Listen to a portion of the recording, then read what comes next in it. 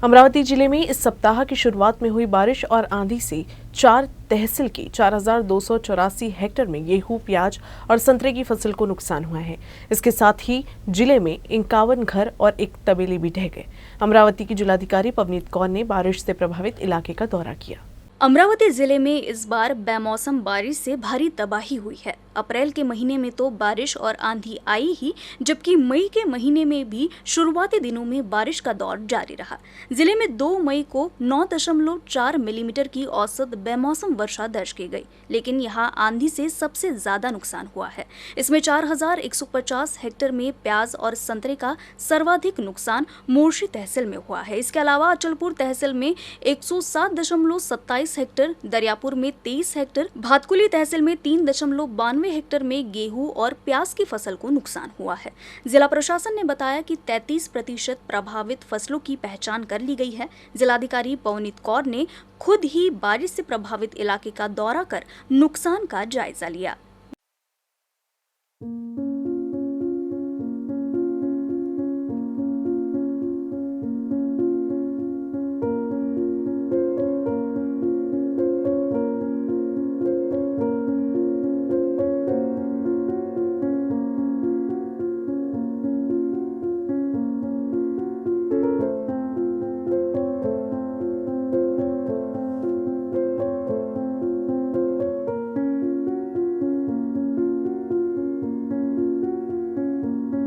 Monsoon के आगमन के साथ ही खरीफ सीजन की बुआई की शुरुआत हो जाएगी। अमरावती जिले में इस बार 6,80,850 हेक्टेयर में बुआई की संभावना है।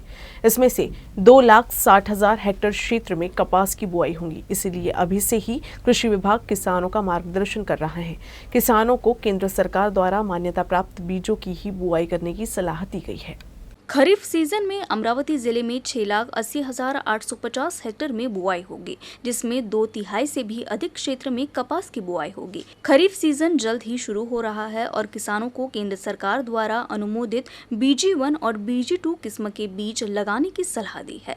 किसी अन्य प्रकार के कपास के बीज जो सरकार द्वारा अनुमोदित नहीं है, उन्हें किसी अनधिकृत विक्रेता से नहीं खरीदना चाहिए। जब किसान STBT या इसी प्रकार के अन्य ऐसे बीज खरीदते हैं जो सरकार द्वारा अनुमोदित नहीं है, तो उन्हें धोखा दिया जाता है। इसके अलावा ऐसे बीज पर्यावरण के लिए हानिकारक होते हैं। ऐसे बीजों का उपयोग पर्यावरण अधिनियम के तहत अपराध है। ऐसे अपराध में 5 साल की कैद और 1 लाख रुपए जुर्माने का प्रावधान है। इसलिए ऐसे बीज से बचने की सलाह दी गई है। कुछ जगहों पर विक्रेता अपने इलाके में लोकप्रिय किस्मों के नाम से राउंडअप BT, चोट BT, विडगार्ड, STBT के नाम से बीज बिना रसीद के किसानों को बेचते हैं, लेकिन किसान ने BG1 और BG2 को छोड़कर ऐसी किसी अन्य बीज को मान्यता नहीं दी है। इसलिए अमरावती जिले के किसानों को कृषि सहायक, कृषि पर्यवेक्षक, मंडल कृषि अधिकारी, पंचायत समिति, तहसील कृषि अधिकारी और अनुविभागीय कृषि अधिकारी के कार्यालय को सूचित करे। ऐसे किसानों का नाम गोपनीय रखा जाएगा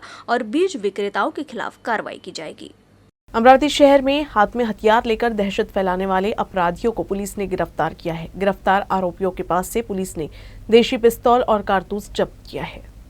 अमरावती के विश्वविद्यालय रोड परिसर में हाथ में लोडेड देसी पिस्तौल लेकर नागरिकों में दहशत फैला रहे 2 युवकों को फ्रेजरपुरा पुलिस ने गिरफ्तार किया है। गिरफ्तार युवकों के नाम संघर्ष फुले और यश कुमार गोसावी है। उनके पास से देसी पिस्तौल समेत 2 जिंदा कारतूस भी बरामद किए गए हैं। फ्रेजरपुरा पुलिस को सूचना मिली थी कि दुपहिया वाहन पर सवार 2 युवक नागरिकों में दहशत फैला रहे हैं, जिसके बाद पुलिस ने तुरंत कार्रवाई करते हुए उन्हें गिरफ्तार कर लिया है। फिलहाल पुलिस उनके आपराधिक ग्राफ को खंगाल रही है।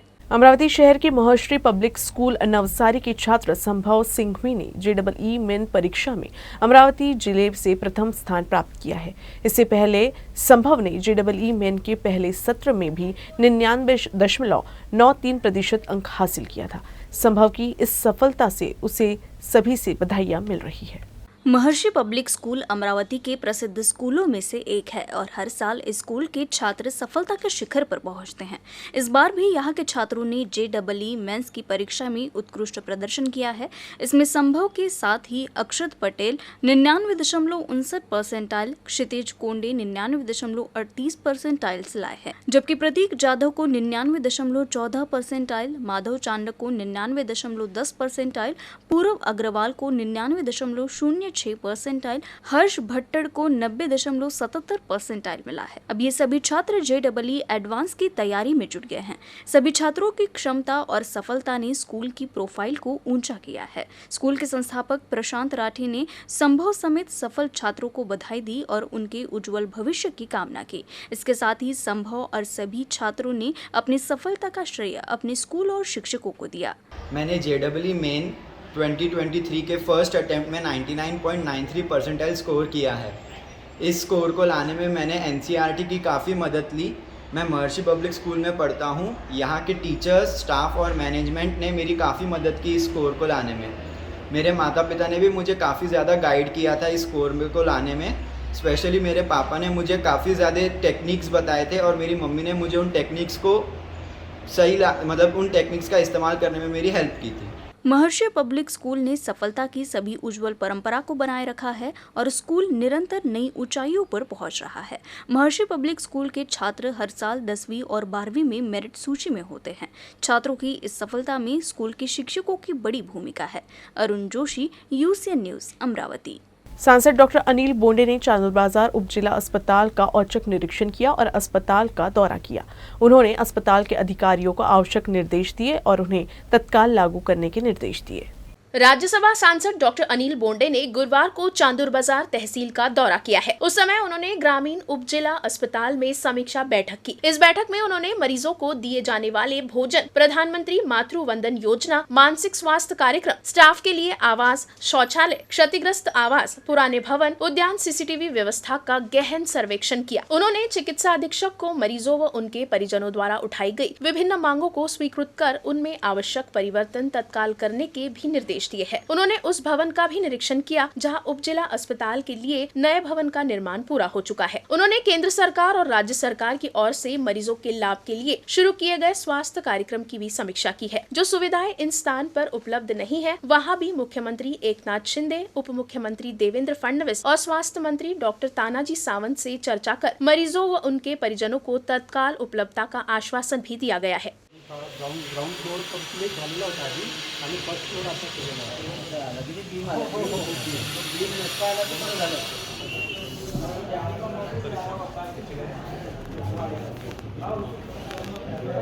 अमरावती शहर में 6 मई को दोपहर बाद जलापूर्ति बंद रहेगी। इसलिए महाराष्ट्र जीवन प्राधिकरण के पदाधिकारियों ने नागरिकों से पानी का नियोजन पहले से करने की अपील की है।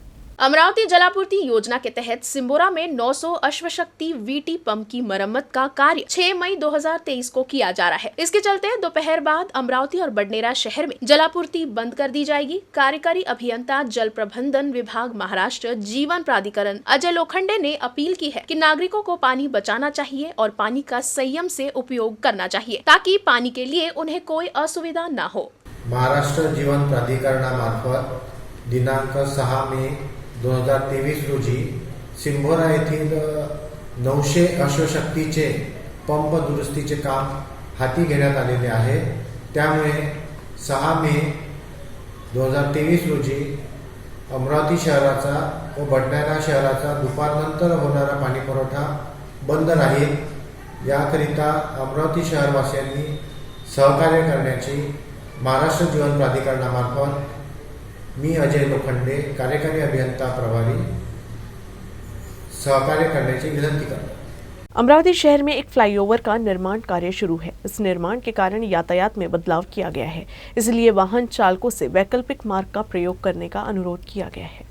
अमरावती शहर में नवनिर्मित चित्रा चौक और नागपुरी गेट चौक के बीच फ्लाईओवर का निर्माण कार्य प्रगति पर है। पुलिस यातायात विभाग द्वारा दी गई अनुमति के अनुसार टांगा पड़ाव से चित्रा चौक की ओर आने वाले एक तरफा यातायात को पूरी तरह से बंद कर टांगा पड़ाव चौक से गांधी चौक की ओर डाइवर्ट कर दिया गया है। सड़क के कंक्रीटीकरण के चलते 10 जून 2023 तक यातायात बंद रखा जा रहा है। नागरिकों से अनुरोध है कि यातायात के लिए वैकल्पिक खुले मार्ग का प्रयोग करते हुए विभाग का सहयोग करें।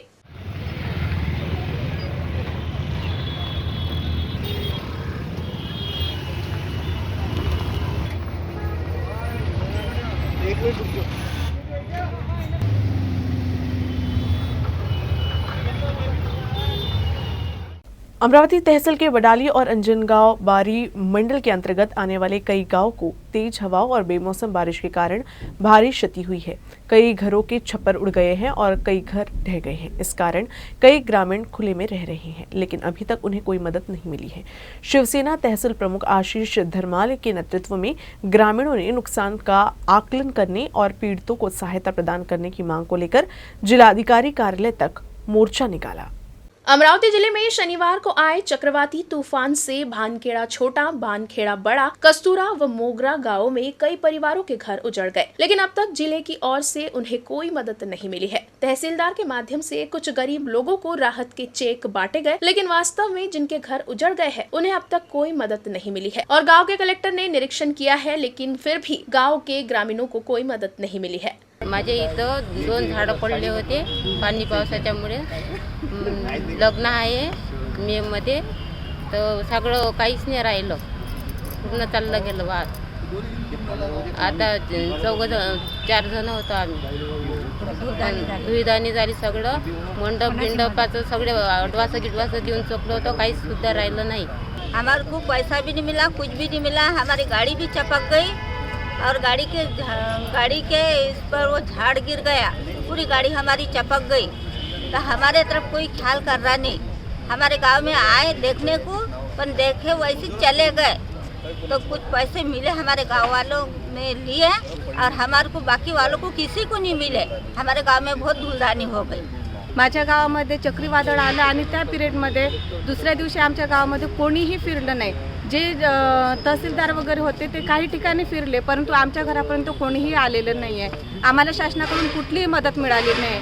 6 दिवसापासून आमच्या गावामध्ये लाईन नव्हती, प्यायला पाणी नाही आहे। आमच्या घरचं अनाज वाहून गेलं त्या पाण्यामध्ये, पूर्ण अनाजामध्ये पाणी साचलेलं आहे, परंतु तरी देखील कोणाचंही आमच्याकडं लक्ष आहे नाही। आमच्यापर्यंत शासनाची कुठलीही मदत आलेली नाही आहे। तरी माझी विनंती आहे शासनाला की आमच्या घरापर्यंत यावं आणि आम्हाला जी होईल ती मदत त्यांनी तात्काळ करावी।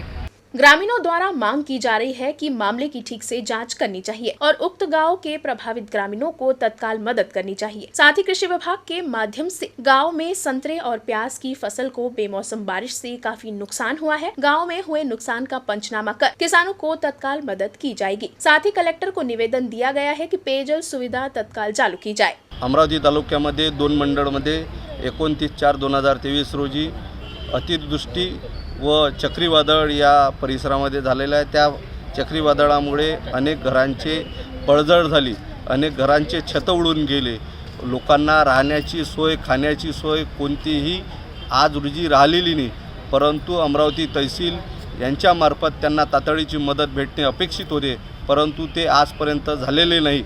आणि कोणी नेतेगिरी करून तुटपुंजी मदत या परिसरात या लोकांना देण्याचं धाडस ज्यांनी दाखवलं त्यांना विनंती आहे की आपण सर्वांना हे मदत प्राप्त करून द्यावी आणि जेणेकरून त्या लोकांचे प्रश्न सुटतील आणि ज्यांचे घरं पडझड झालेले आहे, ज्यांचे घरं पूर्णत्वा उद्ध्वस्त झाले आहे, अशा लोकांना घरकुलमध्ये समाविष्ट करून तातडीनं त्यांचा प्रस्ताव पाठवून त्यांना घरकुलसुद्धा मंजूर करून द्यावे।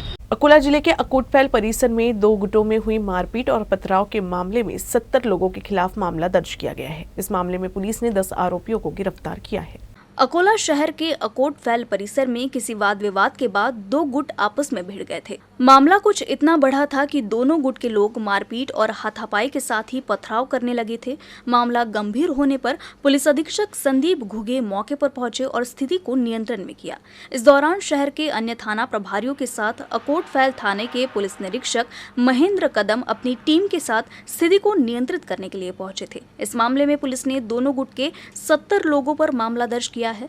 वैसे कुछ आरोपियों को भी पुलिस ने गिरफ्तार किया है। इन आरोपियों को कोर्ट ने 5 मई तक पुलिस हिरासत में रखने का आदेश दिया है। इस घटना की जांच पुलिस उप निरीक्षक नितिन सुशीर को सौंपी गई है। बुल्ढाना में जिला उप वन संरक्षक के सरकारी बंगले में चोरी की घटना से शहर में खलबली मच गई है। बुल्ढाना शहर के पुलिस थाने के बिल्कुल समीप ही वन अधिकारी का सरकारी निवास स्थान है। इस मामले में शिकायत दर्ज होने के बाद पुलिस चोर की तलाश में जुट गई है।